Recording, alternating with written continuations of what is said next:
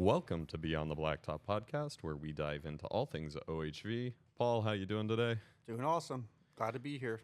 Have any fun rides recently? Yeah, I just got back from Baja a few weeks ago, and had some good results. So that's always a bonus and a plus. We got first place, and just now I'm doing training for the next race. All right. Yeah. Well, on today's episode, we will be talking about fire, more specifically, how it can start, how to prevent it, and how we work with it, how OHV affects fire, and then the process of recovery with it. To talk to us today about that, we have Mason Hyland. My name is Mason Hyland. I am a senior environmental scientist with California State Parks here in the Diablo Range District. My working title is senior fire scientist, so I work with our prescribed fire program, planning, implementing fire, and doing other like fire mitigation, fire risk stuff here in the park. Sweet. So before we get into our main topic, as always, we're going to get into some bit of OHV news with Dishing on the Dirt. The first update that I want to bring to everybody is a Hungry Valley update. They obviously had that big fire there earlier in the year. And on September 28th, big volunteer group that went down to Hungry Valley and actually helped fix a lot of what was burned there.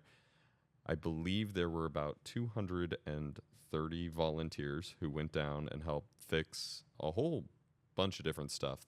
And then I want to say a big thank you to Corva, the California Off-Road Vehicle Association, because they actually sponsored a big chunk of that volunteer day event, bringing out a bunch of volunteers, actually feeding all the volunteers for that event, that kind of stuff. So big thank you to Corva. Next on the list, we have the start of the red sticker season. Yay. And I think we all kind of know how that tends to go, right, Paul? Yeah. We can ride now. You can ride now. Yeah, it's great. Yeah, things are moving forward. So Yes. forward progress. Yep. And then, Paul, I think you have wet weather closure for us? Yeah, well, it is getting to that time of the year where we are going to start getting rainstorms, winter storms are going to be rolling in. And with that, many of our riding areas across the state, when I say like our OHV community, we know there are BLM, Forest Service, state parks, all out for OHV access. Well, some of these parks and areas have wet weather closures. So the best rule of thumb that I follow before I go anywhere, I get on the web, look at their website. Is there any data or info about the closures for that area? Is there a call-in number? Always have a backup plan. Like if you're planning to go ride somewhere for the weekend, it's nice to have a couple different options in case there's a storm that rolls in and let's say a specific area has like a soil-based breeding. If it gets too saturated, it's closed. Well, then if you have a backup plan, maybe go to the desert. That's kind of how I do it. Know before you go, call ahead. Social media can be useful, but you can also get some false information. So it's best to hear it from whatever specific park or land manager. Just get the information from the source and then plan your rides accordingly. And we're here at Hollister today, so I know Hollister has some of that. You want to mention anything about that? Yeah, so Hollister, we do have trails that are open year-round, which is a great backup. However, because the park is directly on this fault line, we kind of have two different soil types. And so we've got our granitic, and then we've got our adobe. And the adobe section, as soon as it gets any rain at all, is just slick. Everything cakes to it. The mud cakes to everything.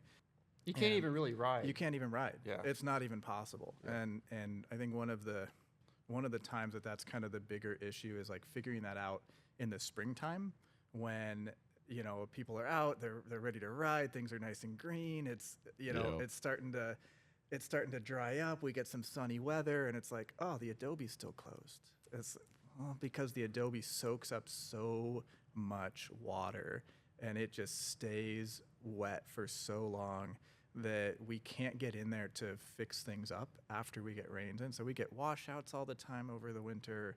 We get, sinkholes happening in trails, and we can't get equipment out there to work on it until everything is dried to a certain amount because it'll just cake to the equipment. And so oftentimes there's kind of a delay in the spring. Then it's best to call in and figure out when it's actually going to be open and kind of figure out when our schedule is going to be. And that's so weather dependent. Definitely, and that calling in is a good point. You can do that with a lot of different OHV areas and kind of call ahead, because most of the staff who are on the ground in those different locations can actually tell you whether or not trails are going to be open and where you can and cannot go during that time. Yeah, and something to think about too. It's like we all like to ride, and we all like the nice moist soil, and even a little splashing through some water here and there. But if you like single track like I like it, if you ride single track when it's muddy, we all know what happens. It gets super rutted. And for these hand-built trails, which there are quite a few networks still left in California that are fully hand-built, if you run those trails when they're muddy and they get super rutted, then comes a trail dozer. And do you want hand-built trail or dozer-built trail? So sometimes it's just preserving what we have and keeping it in that true hand-built historic single track that a lot of riders like. So it's 100%. for everybody. It's to keep things nice. So just keep that in mind. Call ahead, plan ahead. Definitely. Yep. Definitely. And then I know that we also got some big off-road events coming up here in the state, just because it's that time of year. It is that time of year. It's the fall race season, and things are starting to wrap up. Not as many races as last month, but again, in California, we have the American Motorcyclist Association is the sanctioning body for a lot of these races. In the north, we have District 36, Central, District 37, and in the south, we have District 38. So that's what I'll be referencing. So in the north, in District 36, we have the Lilliputian Hare Scramble, November 2nd and 3rd, and that's at Prairie City. So that's the local one for Kevin and I in Sacramento. Next, we have the Little Stony Family Enduro, November 9th, and that's at Fout Springs on the Mendocino National Forest. And then on the next day, they are having the Steam Donkey Sprint Enduro, November 10th, Fout Springs, again on Mendocino National Forest. Moving on, we have the Wilseyville Hare Scramble, November 23rd, 24th, and that's in Wilseyville, California. Next, we have the Barefoot Family Enduro, November 24th, again, Fout Springs on the Mendocino National Forest. And then we have the Bear Mountain Hare Scramble, November 30th in Valley Springs, California. And those, in District 36, those were all motorcycle-only races. So District 37, 38, we'll start getting ATVs and some UTVs in with the race schedules. So it's kind of nice to see that. District 37, we have the Rabbit Hole Sprint Enduro, November 2nd at Red Mountain. Next, we actually have a huge, this is a national, so you're going to have some of the fastest people in the country there. So National Hare and Hound, November 16th and 17th. Lucerne Valley, that race will have ATVs and motorcycles. Some big competition will be there. So if you want to see some good spectating, head on out. District 38 in the south, we have the Veterans Day Desert Scramble, November 16th. Superstition OHV at the lake bed, and that race will have motorcycles, ATVs, and UTVs. So that's it for the racing. For events, we have, and Kevin, you'll be going to this one, we have Camp RZR November 1st and 2nd at Imperial Sand Dunes. The registration is required for that, so don't just show up. Do you have anything to add to that, Kevin? I don't think so. I know it's a pretty big event. It definitely takes over Glamis. It's a pretty cool event if you're really into side-by-sides. Absolutely. Camp Razor, so. Yeah, absolutely. And then another similar event, Can-Am Demo Experience. That'll be November 17th in Hesperia, California, Summit Ridge area. So Can-Am will be doing demos. I think you have to sign up in advance on the website to get a spot, but really nice way to see if you want that type of machine to head out into the desert or the forest or wherever. Next, we have a motorcycle adventure rally, and that'll be October 31st through November 3rd, and that's in Julian, California. And that's more of not a rally in the sense that people are racing, but more of like a scavenger hunt rally. So pretty unique experience for people on big bikes to get out and do some exploring. That's about all I have for events and races. Sweet. Yeah. You did also mention, and I think it would be cool to bring up a little bit ago, is that we have a couple of people from California racing over in Europe for Team USA. Absolutely, yeah. So a couple of my friends, Anson Maloney and Anthony Ferrante, people in the North State, I mean, really anybody in California are going to know who those names are. But I'm lucky enough to call those guys my friends. I get to ride and train with them some. They're typically way in front of me because they are, in the true sense, professional athletes. And they both are going to Spain this year for Team USA. They are on a club team, the U.S. Sprint Enduro team. Anson's been 4 times. I went and saw Anson race in 2019 in Portugal. He got a gold medal that event. And actually, Anthony was there with me. He was watching at that event. And now to see it years down the line, this is his 3rd one. So it's just super cool to see these guys at the top of their game, and for me to call them friends, to represent our country, and hopefully Team USA will bring back the gold medal overall again this year. They won last year in Argentina. So I wish everybody for Team USA the best of luck, and be safe out there. Yeah, fingers crossed. Fingers crossed. All right, so we're going to move on to our main story now. Joining us as well in this moment is Scott Soares. You heard from him on the last episode a little bit, but Scott, would you mind reintroducing yourself just for a moment? Yeah, thanks for having me, Kevin. My name is Scott Soares. I'm a senior environmental scientist with the OHMVR division, and I supervise the division's environmental compliance unit. Does exactly what it sounds like we do. We focus on environmental issues and compliance with statute and regulations. All right, sweet. So today's main story is all about fire. I like to kind of think of it as the air, fuel, and spark story, because both are required for fire and engines. Exactly. I love it. Yeah. Great theme. So really quickly, before we get kind of diving in here, what's California's kind of history with fire? Yeah, that's a huge question. I know it's not small, but to the best we can, Yeah. So a quick summary, I suppose, would be just recognizing that all plants in California are adapted to burn at some interval.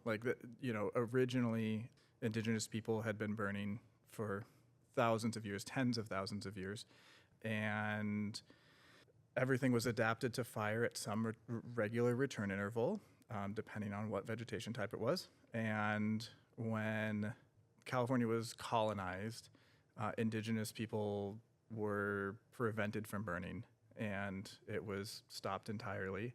And then we were sort of in this regime of fire suppression and removal of fire from the landscape, which started sometime in the mid 1800s, roughly. And then that has led to this giant buildup of fuels, and it's been accompanied by changing in vegetation types in terms of additions of invasive species and climate change, and it has resulted in what we know now, which is these large catastrophic wildfires that essentially the 100,000 acre, 200,000 acre, 300,000 acre, and you're just wondering when will it stop? When will it stop? And really, it's kind of as if we've put fires out. Anytime that we can put a fire out, we do put a fire out. But what has happened is we put fires out until we can't anymore, right? And so we get these giant fires that are just too big to put out. And it's because we've continued to put things out when it's small. Put it out when it's small. And it's gotten to the point now where we have these, million-acre fires that are just ripping through and causing these huge changes in vegetation and the landscape itself. Okay. So you mentioned a little bit that the indigenous people were using fire. In what way were they using fire? So I want to give a disclosure here that I'll answer this the best that I can. That's fair. As a white guy. Yep, that's totally fair. We're all in that boat right now. So, definitely want to, say if you're interested in this topic, there are a whole lot of indigenous voices out there that are talking about it, and there are a lot of resources out there to listen to indigenous voices, definitely. and I encourage people to do that also. Definitely. But We do work with our local indigenous tribes here in our district and involve them in planning our burns. So, I have some background with it, working with them. And so Native peoples used to put fire on the ground for a number of reasons. It was sort of how they managed their food sources for the most part. It kept things nice and clear underneath so that they could see, so they could move through the landscape, so they could hunt. It allowed for plants that needed fire to regenerate at a regular basis. For like seed plants, for crops, it helped keep pests down and things like acorns in the oak trees. It also helped create forage for game animals, like space for deer to browse. Like new regrowth of plants tend to be much more nutritious. Both for people and for the game that they were hunting, though there are huge numbers of reasons why they would burn. Also for plants like for making basketry and other sorts of tools that they would need. For making arrows, you need nice, long, straight shoots, stems, so you would burn at a regular basis to kind of burn off anything that was getting old and scraggly and allow for these nice, new, straight shoots. Mm-hmm. So it was a huge part of their culture and them tending to a land that was supporting their community, supporting people. Yeah, definitely. So that then brings me to you mentioned that we kind of put out the little stuff. What does that mean? What is the little stuff that you're talking about when it comes to fire? We as a culture all have for the last 150 years viewed fire as being bad. Mm-hmm. Any fire is bad. We don't want anything to burn. So it's actually, the little stuff is actually, I feel like that definition has changed over time. But in general, any fire that we can put out, we would put out. And so little fires were things that were low intensity, stuff that it wasn't getting up into the canopy of the trees. It was just kind of, something that's creeping along the ground, burning up fuels is actually kind of in an ideal way, and it's relatively safe, that we end up putting it out because we see it as bad. Of course, there's a caveat to that, right? There's other agencies do this thing that they call manage wildfire. So like national parks or national forests do managed wildfire, and I'm sure that they are looking at it also really closely and critically, because it's like when you allow that stuff to burn, it's burning in what might feel like a safe way for a little while. But if weather were to change, if we were to get, a major wind shift, or things were to get hotter and drier, it's like that nice little fire could easily turn into something devastating, right? And so we put it out just because of that risk. Okay, and you mentioned these low-intensity fires being positive. In what ways are they positive on the different areas, both for people and plants, the environment, all that kind of stuff? So, like I mentioned earlier, that all plants in California are adapted to burn in some way. And not only are they adapted to burn, they don't just tolerate it, or at least most plants don't just tolerate it. Most plants need it in some regular return interval and at different intensities. Some plants want to burn at different intensities, and that is to promote the health of the population of plants. So our vegetation is really, really dependent on fire at some regular interval.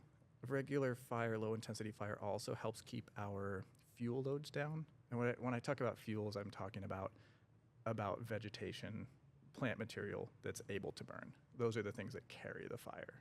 So when we have really regular fire, regular low-intensity fire, it takes care a lot of that fuel. So if a wildfire were to come through again, it's not going to burn as intensely because it just doesn't have the fuel there to carry it. Even if weather conditions are more extreme, even if you have, spark and air, you got to have that fuel component. Yeah, definitely.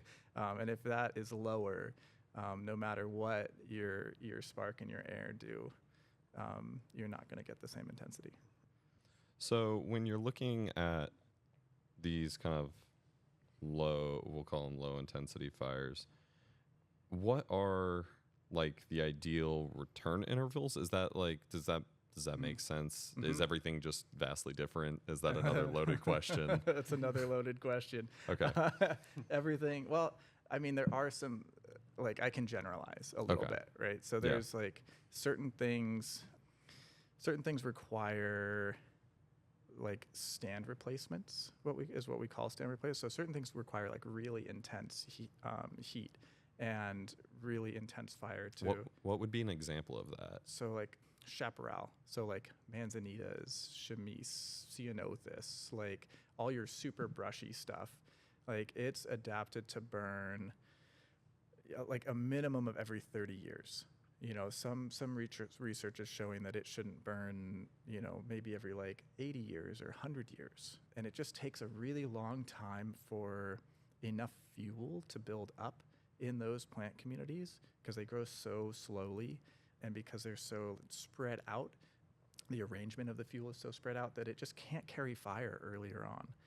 And that's sort of, the plants have sort of adapted to that, in that it takes a long time for these plants then to also produce seed and for them to be mature enough to like have that next generation come in. So if they burn too frequently, if they're able to burn too frequently, then it's possible for those plants to kind of get wiped out. So they really want to burn every.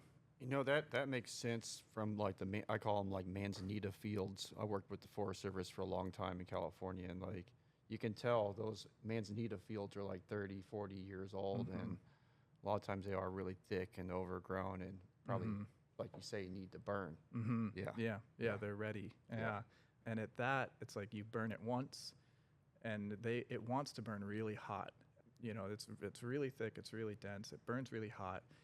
Some manzanitas they have like two different strategies. So some manzanitas resprout. They have like a burl that they form at the base, and some of them will resprout from that burl, and some of them won't resprout whatsoever. They're really sensitive. They get completely killed by fire. Huh. And we call those seed obligates. So they have to have a seed bank there. The seeds have like this super thick, waxy coat on them that needs a huge amount of heat to melt that coat off to be able to get water penetrating into the seed, water and chemicals from the smoke, to tell it to germinate. So they will not germinate without fire. Wow. So it's like they have to burn off, all the parents die, and then all the seeds come up and create the next generation. So yeah, I've definitely heard that in terms of like very specific California plants. The one that I always think of is the redwoods and in particular sequoias needing fire, but they don't need that high heat, right? They're Right. They're a little bit different. Yeah. So like sequoia, well, a little bit different. So sequoias have a different strategy. They still need some level of intensity. People have been practicing doing burning under sequoias for a long time, and there's been a lot of research on it. The difference is that sequoias themselves are really resilient to fire, at least to some intensity. We have had something like, I've heard estimates of like 17 to 20% of mature giant sequoias have been killed in the last like 2 or 3 years based from our recent really intense wildfires. However, for most fires, giant sequoias are resilient and all of the seed-bearing ones survive. So that's a little different than the manzanitas where they just get wiped out completely. They're going to burn to the ground. They're going to burn to the ground. That's It's what gonna- they want. It's And going to look like ash. And exactly. And then the new ones emerge from the ashes, all the baby seedlings. Whereas sequoias, like all those big trees survive. And then you have everything burned out of the bottom of them. And that burning creates space for all the new seedlings to come up. And then they start to sprout and they have more sunlight and more space. Okay. Yeah. That makes sense. And then grasslands are they different in any way? Yeah, grasslands have a much higher tolerance for a return interval. So grasslands burn relatively low intensity. I mean, they don't have the huge amounts of fuel in there, right? I mean, most grasslands here in California. And so they can burn every few years, every 2 years. I mean, sometimes every year, depending on conditions. But they can burn really quickly and really frequently. And that kind of keeps the intensity low. And this is the same for, like, you think like oak woodland, oak savanna, like ponderosa pine woodland, like those kinds of things that all have that grass understory. Those things are all adapted to burning really frequently, and where you just have low intensity, and they're adapted to have fire come through them once every 3, 5, 10 years max. Gotcha. Okay. So all of this Yeah. is what should be happening. So when we have these high intensity fires, what's happening to all of this instead? Yeah, so there's a couple of different things happening, and again, it depends on the fuel type. It depends on the vegetation community that we're talking about. But so if we start back at the chaparral plant communities, like, because those want to burn really high intensity, right? But what is happening, especially in Southern California, is that we have invasive species that are coming in, namely invasive grasses, things like cheatgrass, that are coming in and spreading into these vegetation, into the chaparral, where before it had nothing to carry fire. It's like you burn everything off, and the only thing that would grow back are these little seedlings or the resprouts from the brush species. Now you have invasive grasses that are coming in and creating a continuous bed of fuel that can carry a fire again relatively quickly. And so we're seeing some places burn 3 or 4 times in a 10 or 15 year window, and we're just wiping out all of our brush. Rather than the 30-year interval, huh? Yeah, exactly. Yeah, and I know that some of those grasses can be really, really difficult to manage, especially with OHVs, because our bikes get hot, our catalytic converters get hot, whatever we've got, and you got grass growing up like weeds essentially. Yeah. And you put that anywhere near it, and you're very likely to just like spark one off. It's a lot easier to light a little bit of grass up than it is to light some brush on fire. Yep. Yeah. Yeah. So it amplifies that effect dramatically, and it's through no fault of the writer or anything like that. It just Right. It's part of the system now. Yeah. Yeah. And when we're talking about other vegetation communities, when we have these large fires, so things like up in the Sierra, like conifer forests or oak forests, so it's been left for so long without fire that trees have grown up, all of these shade-tolerant trees have grown up and come up through the existing, like, older canopy, and it's just creating a thicket that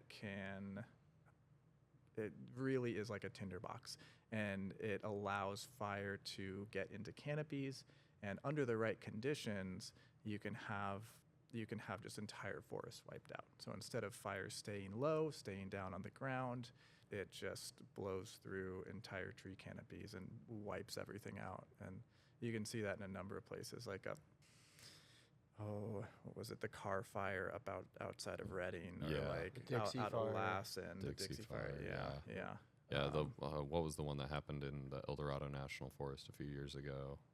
The one that went into Tahoe, South Lake Tahoe. Yeah. I know that one affected a lot of different areas. Yep. And all that is riding space. There's a ton of those areas that have a lot of OHV trails and things like that within them. And so Chappie Shasta got hit pretty hard from the Carr Fire, that's for sure. yeah. Yep. So Yeah.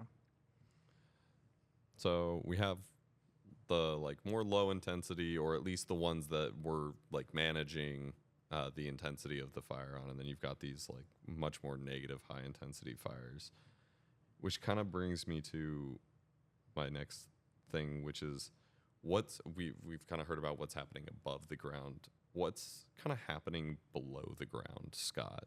Like when we have these huge, really intense, high intensity fires, what's happening below the soil essentially?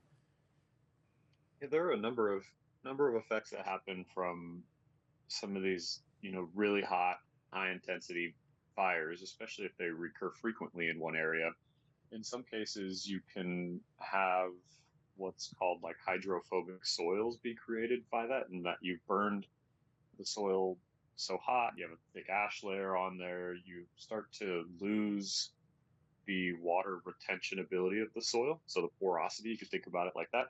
And so rather than having water when it rains following a fire absorb into the ground, it tends to run off a lot more frequently. And if you've had a very large fire, a stand replacing fire, like Mason was telling us, if it's removed the vegetation in its entirety from the landscape, that vegetation really serves to a purpose. It serves to hold, among other things like providing habitat, it serves to retain soil and hold soil where it's supposed to be. And when you remove that in its entirety, so roots and all from the soil, you are essentially mobilizing that soil and the sediment to be carried off in rain events. And so that's why a lot of times following a big fire, you will hear concerns about, flash flooding, landslide worries, concerns of that nature. You get a lot of debris movement following a fire, and that can be because of removing the vegetation from the surface of the soil, and then also hydrophobic soils will allow for often promote runoff. So those are some of the effects. Did I just hear you say that it will actually burn out the whole root system of these plants as well? So like the fire is like actually burning below ground. Yeah, it certainly can. So when you do have a fire get into a dead standing tree or a tree that has been burned out in its entirety, what can happen is beneath the soil surface where you can't see, the fire continues to consume the woody material that exists. And what ends up happening, and this is particularly relevant to the OHV community or people using OHV roads and trails after a fire, is that you can create a void essentially beneath the ground that you wouldn't necessarily be able to detect. You could have a tree that was previously right next to a road or trail, and inherently its root system will be beneath the road and trail as well.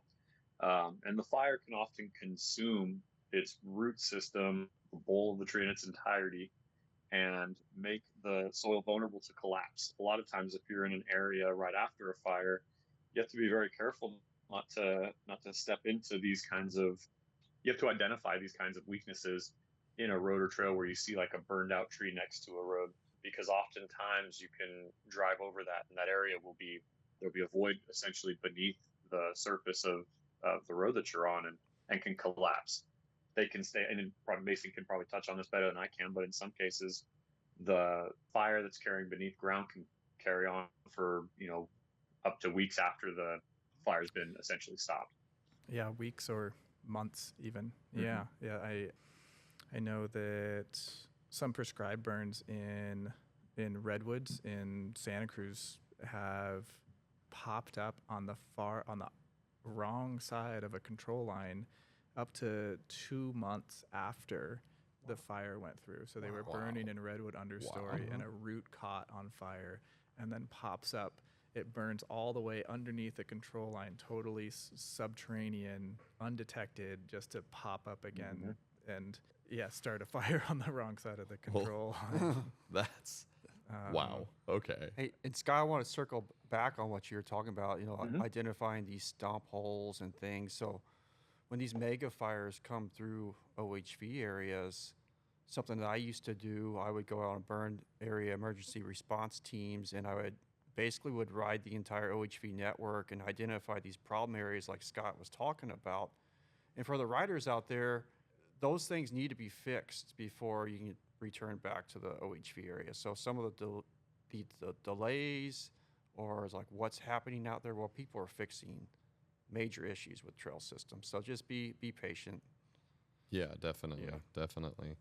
And that kind of brings us into the next area of this that I want to talk about, which is what are we doing to essentially combat these like high intensity fires that we see, year after year after year, that we see here throughout the state? Mm-hmm. Yeah, that's a big question. So after the fires in 2020, thankfully, the governor, legislators recognize the need for an increase in pace and scale in our forest management, in our fuels management.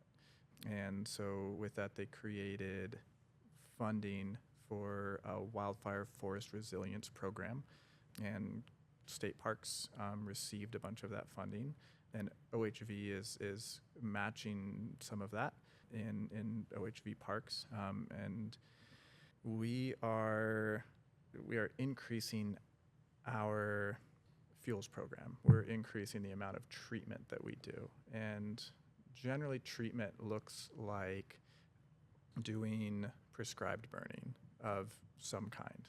So the two main types of prescribed burning that we do are either pile burning, which is what it sounds like. You go out, have a crew with a bunch of chainsaws, cut stuff up, make piles out of it, and we burn it at a time of year when it's safe to burn. And maybe roast marshmallows. And maybe roast some marshmallows, yeah. I will say I've seen some pretty cool fires of pile burns that happen up in the Sierras where they'll wait till the first snow happens so that there's moisture, but the fuel's not wet yet because it hasn't melted. Yeah. And so they'll light the fire off underneath that pile burn off underneath the snow. Yeah. And then you get some really cool images of these like flames coming up through the snow with those kind of pile burns.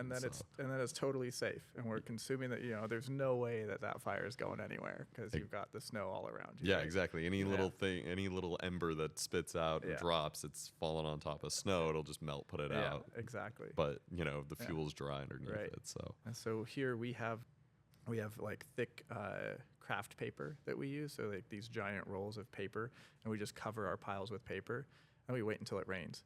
And we go out there literally in the rain and just light as many piles as we possibly can. I mean, we have projects where we have hundreds of piles in this district, and and when it's raining, it's totally safe. And because of the paper, we keep things dry. So that's one big way that we do it. But it's also incredibly expensive.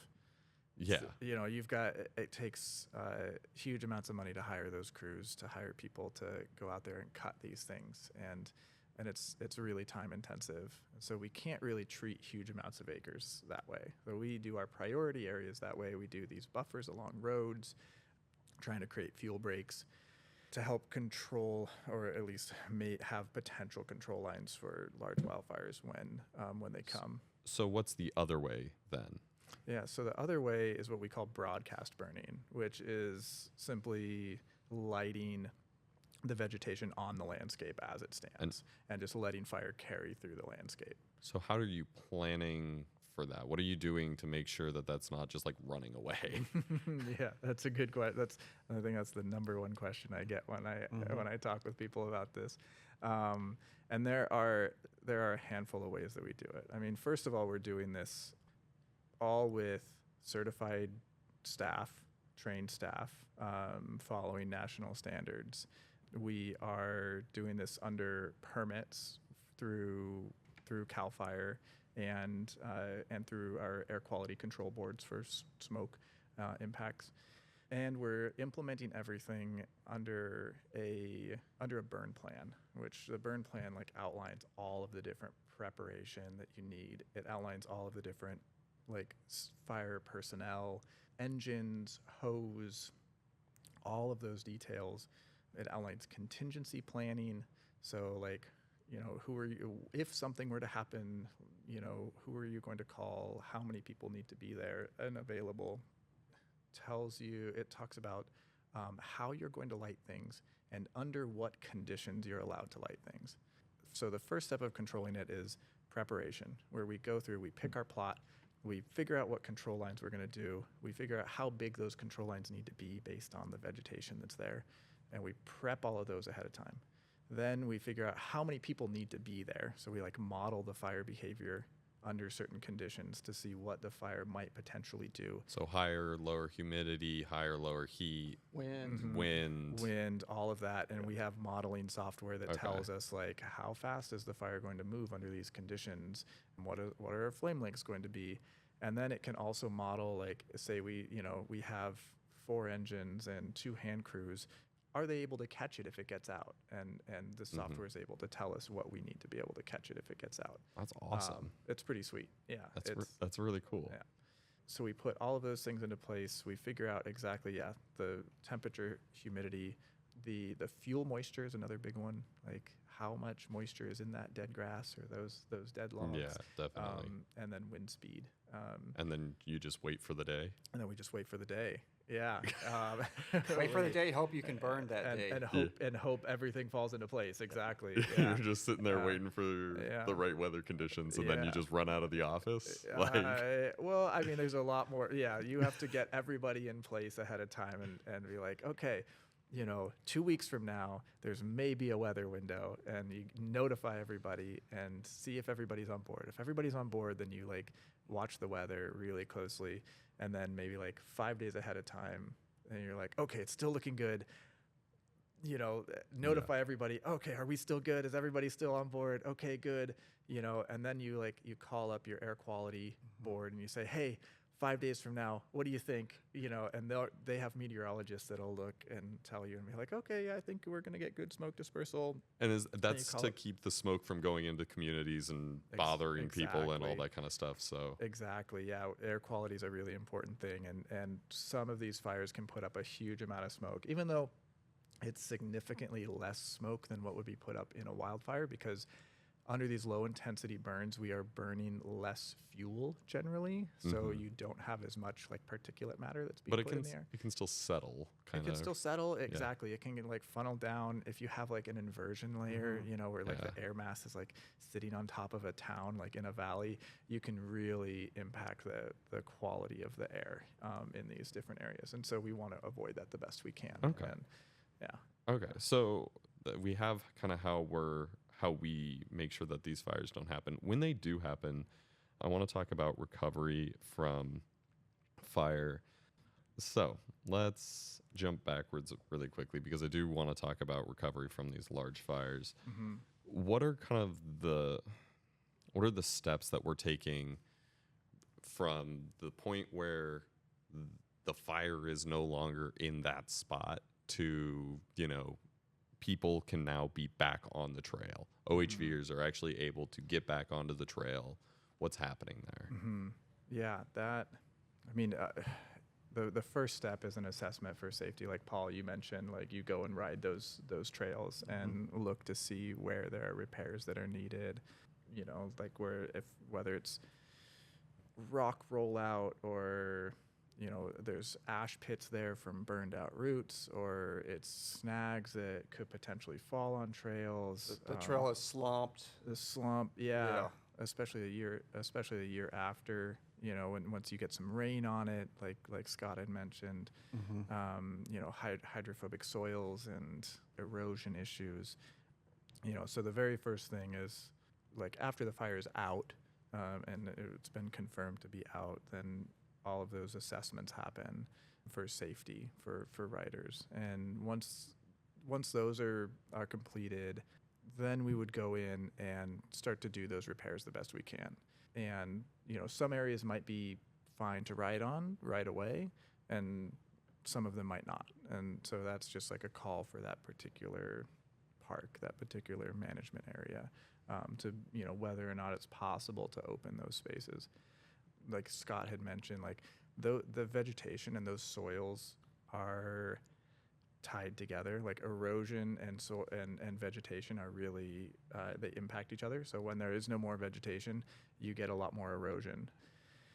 And one of the things that can be impactful is continued riding in areas that don't have any vegetation. And so something that gets closely monitored is whether or not riding is staying restricted to the trails. Trails are created in a certain way to help minimize erosion the best that we can and stabilize the soils. And so if there's a lot of riding that ends up happening off of the trails, it can cause a lot more erosion if they're not in a good alignment. And already the soils are impacted because there's no vegetation. I mean, it's a lot easier and more clear to ride, right? There's nothing there stopping you. Except for those stump holes. Except for those stump holes. Those can get you. And those punji sticks from the burnt manzanita. Oh, yeah. Imagine, flipping over the handlebars into some of that. No, thank you. But that's one of the things that we think about here, and especially like when we think about doing our treatments too. So here in Hollister, we are planning a roughly 90-acre prescribed burn, broadcast burn that's going to be happening sometime at the end of this month, end of October, early November, depending on the weather. Well, if it stays this hot, I mean, it's gonna get pushed off a bit. Yeah, Cal Fire's taking the lead on that one. They're helping us meet our objectives, but that's one of our concerns. There is that we're going to end up with rioting happening because we use brush and vegetation sort of as a barrier to off-trail riding. And so we will. No one wants to get clotheslined by a tree. Exactly, or try to ride through a bunch of manzanita. A wall of brush. It doesn't work. It doesn't work. So all of a sudden, we're going to have this 90 acres that's going to be clear of brush, and we're going to be monitoring closely to make sure that we aren't getting more erosion issues because people are taking the opportunity to ride up there. On planning like that, have you ever thought of doing it in such a way that would, like, you could take out that loop or that section of trail and still have a way around it? You ever do any trail planning like that to where you could just leave that trail closed for a year and maybe not totally impact the network as much? Is that something that goes into your planning? It hasn't at this point. I mean, this is a brand new thing Awesome. for us. We are this is going to be the first prescribed burn in the park in roughly 30 years. So it's been a while. Yeah, it's a while. And so our hope is that we can trust the community of riders here to not ride through it so that we don't have to close trails. Gotcha. Our preference would be to not close trails. Yeah, and I know that that's kind of our preference statewide is we want to keep as much riding space open and available as possible at all times. Exactly. So. I agree. Yeah. So we're hoping. I mean, our first defense is going to be putting up little sections of fencing here and there if we see a little bit happening. But yeah, I'm hoping we can trust our community to take care of that landscape after it's been burned for those first couple years while it's still kind of sensitive to that. I want to talk quickly about kind of the negative and positive impacts that OHVers have on these kinds of high intensity fires that happen both before the fire happens as well as after the fire happens. What are kind of the positive impacts that the OHV world has on these kind of high intensity fires, Scott? I think just starting off, a big part of it, in my opinion, is just the knowledge that the recreating public carries forward, right? That it's important to have situational awareness when you're in places recreating. You brought it up earlier. Don't park in tall grass. Be aware of where you're fueling your OHV, ensuring not to spill it on anything hot or spill it around your OHV to where it can catch and cause a fire. Those are things that are really important to practice and can be very positive if the recreating public arms themselves with a little bit of basic knowledge and some situational awareness. It's really important to carry that, practice it, and then share it too, is being able to recognize kind of a dangerous situation when you are observing one and helping educate others that are out there. You see something that self-policing. Yeah, exactly. Yeah, and I don't like to.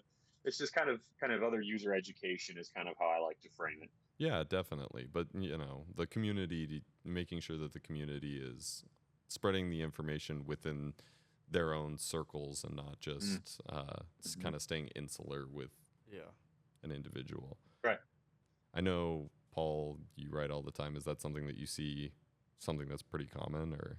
Absolutely. Yeah. I know I speak up and I try to help spread good information with other groups of riders for sure. And another thing to think about is the riders just being out there in the woods, riding the trails. It's a fire line. It's a fire break.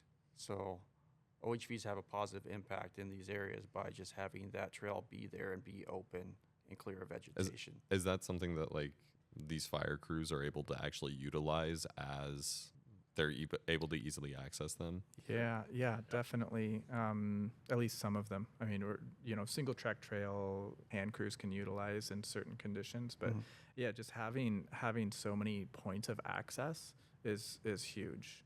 here in Hollister and in OHV spaces, you just have a lot of options in terms of where you can control fire and where you can potentially put lines in.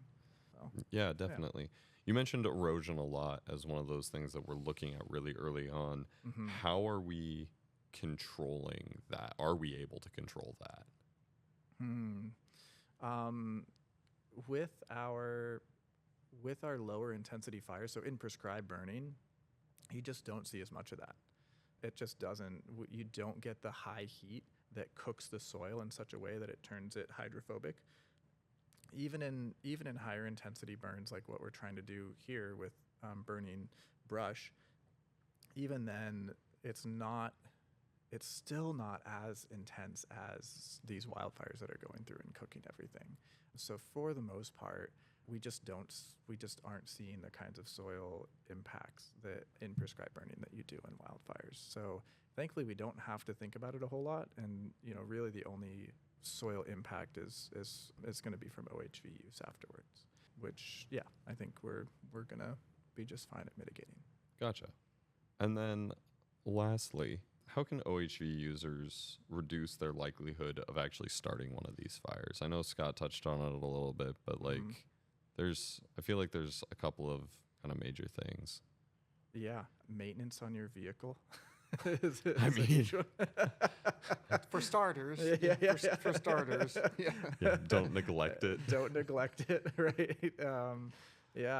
Use your spark arrestor, keep on the required modifications to keep your sparks from getting out there. And then like what was mentioned earlier, just, if something happens, try not to lay your bike down in a bunch of grass if you can help it. The trails are there. They don't have any fuels on them. I mean, there's no way of reducing all risk. No. Things happen. That's just how it is. No, accidents exist, but there's always ways to mitigate. I know one thing that I'm constantly thinking about is, as a part of the program that I'm involved, we're traveling up and down the state all the time with these trailers, and so I'm constantly thinking about the risk of when I'm on, I-5 and I'm headed down and I hit a bump, or my chain's going to drag and spark and start a fire. And I know that you can actually take old fire hose and cut it up and slip it over the top of your chain, so it actually prevents that from happening. That's a good one. I mean, because that is a huge issue, and it's a way that a lot of fires start. Like, it's along roadways, you see like a whole bunch of little tiny fires that start all in a couple mile stretch, and it's because somebody's chain got loose or something. Or like having actual clips on your chain rather than just a hook is another big one, like something that latches, so that when you hook it there to your frame, it's not gonna hit a bump and fall off and then be dragging the whole rest of your trip. Definitely. Definitely. This is going to move us into our final segment that we do here on this podcast, which is Community Connections. In this section, we are taking in questions from you, the OHV community, to answer that you might have about OHV use anywhere in the state, or, any of those kinds of things. This episode is another one where I didn't have any questions to pull from yet that people had submitted. We do want you to submit questions. So instead, I pulled from some of our social media posts, and the one that I want to talk about today is, where do I need a spark arrestor in California? Pretty much everywhere, unless you're in a parking lot, right, Kevin? Anywhere that has grass, any combustible fuel on the ground. As far as I'm aware, it's like within 100 feet of any sort of combustible fuel is where you're required to have a spark arrestor. So unless you're maybe in the dunes somewhere. Yeah, it could be. But those, I know that there are some dunes that have vegetation within them, and then you're having to play this game of like, okay, am I getting too close to that piece of vegetation? I wonder, Ocotillo Wells might be the only one I can think of that you might be pretty okay. Yeah, there's definitely sections, because I've ridden a good chunk of Ocotillo. They even have a good Some areas where they do actually have a little bit of water, a little bit of fuel. Yeah, that's Um, true. Yeah. You know, and you can avoid it for the most part, but like especially in spring when all the wildflowers are around, like that's Yeah. all vegetation, that's all fuel, and I mean it's coming up out of the middle of sand. There, you'd think that there's nothing there, and all of a sudden you're like, oh, I'm Julie Andrews, huh? But on a dirt bike. you know. Yeah, it's there's so many different spark arresters now. A lot of people remember spark arresters being clogged constantly, the old screen type. There are different ones now. Do your research, find what you need for your vehicle, and buy it. A lot of times it actually can make a bike run better. Bikes need back pressure to run. If you remove all the baffles and spark arresters, it can make them not run as good as they were stock. So just do your research and get a spark arrestor if you're going to ride on public lands. It'd probably be a safe bet for you. Definitely. There's Yeah. there's so many types. There's so many types out there, like you said. Yep. There's screens, there's the turbines, There's disc. Yeah. discs, there's depending on how much airflow you want and how much maintenance you want to be doing, there's all different kinds. So definitely look into it. If you have any questions that you might like answered in more detail, hopefully on our next podcast here, please message us on any of our social media platforms, or you can email us at ohvinfo@parks.ca.gov with the subject Beyond the Blacktop Podcast, and we'll start filtering through the ones that we receive and actually answering them here on the show. I want to thank Mason again for being here, and this has been the Beyond the Blacktop Podcast.